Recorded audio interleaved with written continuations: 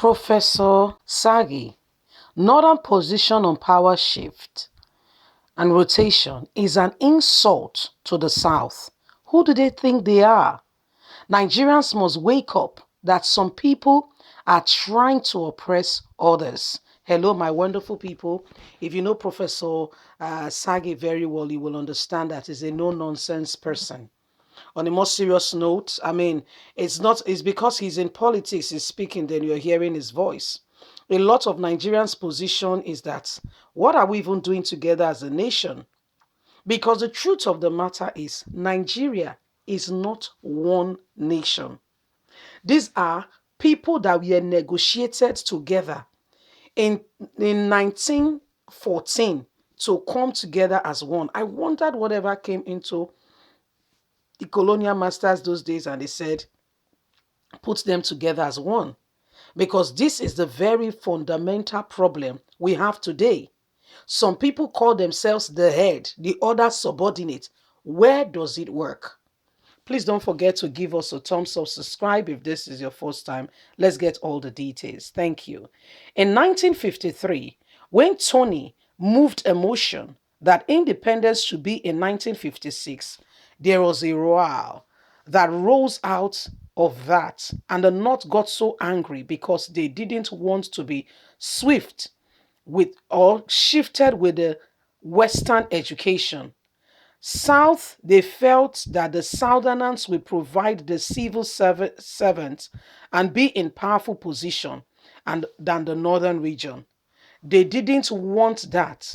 They want their people to be educated, enough to be able to hold on to top places. They refused and the motion was defeated. Arising out of that, they went to the extreme in anxiety about the Southern demand for independence that they proposed and produced an 8-point release in which they said, no, let us have a confederation that didn't even want federation. There should be no center government. That should be a confederation of an independent state. There will be no capital. Each region would have its own capital.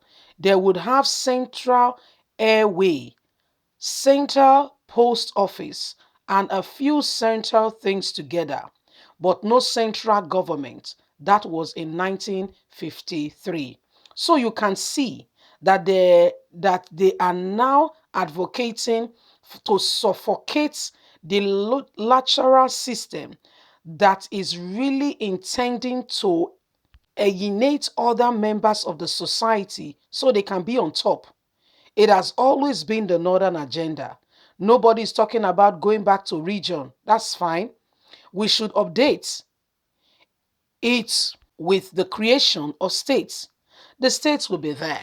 We cannot go back to region. Instead of talking about region, we talk about states and give them power to reign and to be able to do things for their people. Bring down 1963 constitution to the states. You will be shocked what the peace that went on and the country became calm. At that stage, senators will be part. They will come for a month or two, pass the bill and go back to their profession. That was the way it was. Senators were not God like they are now. They will be paid at their location, at their professional job. They only come to do their due diligence to speak in reference to the people.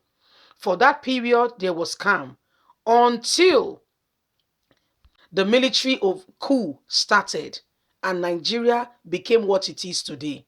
Sadly, those who have caused coup in this country have thrown the nation under the bus like no other. For Nigeria to move forward, no region must think that they have the monopoly of power and others cannot speak. No way.